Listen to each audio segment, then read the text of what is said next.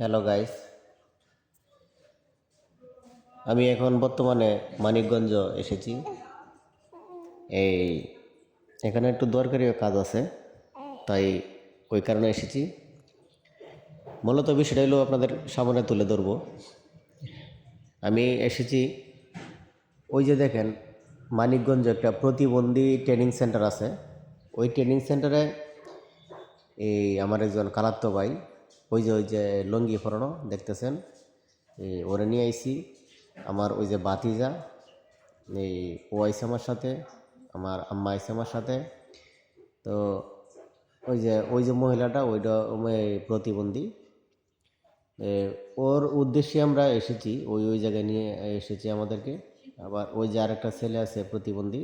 মূলত আমরা 6 জন লোক এসেছি একটা সিএনজি ভাড়া করে, রিজার্ভ। ওই জায়গায় আমার বাতিজা কি একটা বাব নিছে। তো যাই হোক, আবার ওই যে প্রতিবন্ধী ছেলেটা আবার ও মানে ওইটা বুঝতে পারছে যে আমি ভিডিও করতেছি। তো ওই যে মাথায় টুপি টুপি পরানো যে দেখছেন, লোকটা সাদা একটা টুপি পরানো, ওই হয়েছে আমাদের সিএনজি ড্রাইভার, আর ওইটা আমি।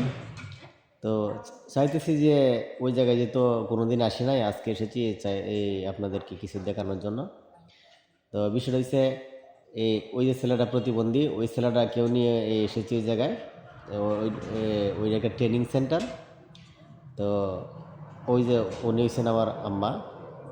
তো আমার খালাতো ভাই আর কি, যে ছেলেটাকে নিয়ে এসেছি, ওই যে মুরব্বী, ওই মুরব্বীও আমাদের সাথে এসেছে। ওই যে আরেকটা ছেলে আছে প্রতিবন্ধী, ওই ছেলের বড় ভাই। তো যাই হোক, আমরা ওই সিএনজিটা নিয়ে এসেছি। উনি হচ্ছেন সিএনজি ড্রাইভার, ওই যে সাদা টুপি পরানো। তো আমরা মূলত ড্রাইভারকে নিয়ে 7 জন লোক এসেছি ওই জায়গায়, আর ওইটা তো আমি।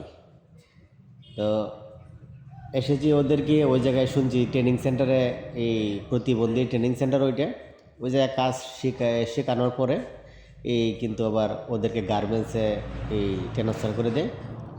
তো যাই হোক, প্রতিবন্ধীর জন্য একটা মানে ভালো একটা সুযোগ সুবিধা আছে ওই জায়গায়। আর ওই যে দেখেন আমার খালাত্তো ভাই, ওর নাম কিন্তু নজরুল। ও কিন্তু আবার লুঙ্গি পরে এসেছিল, এখন আবার প্যান্ট পরতেছে। তো আবার ও দেখতেছে, আবার বলতেছে যে এই ভিডিও করে রাখো।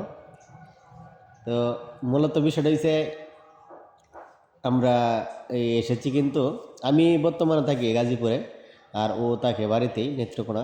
ওই জায়গার থেকে এসেছে, ওই প্রতিবন্ধী ট্রেনিং সেন্টার। ওই জায়গায় কাজ শেখানোর পরে যখন ওদেরকে ট্রান্সফার করে দিবে আর কি।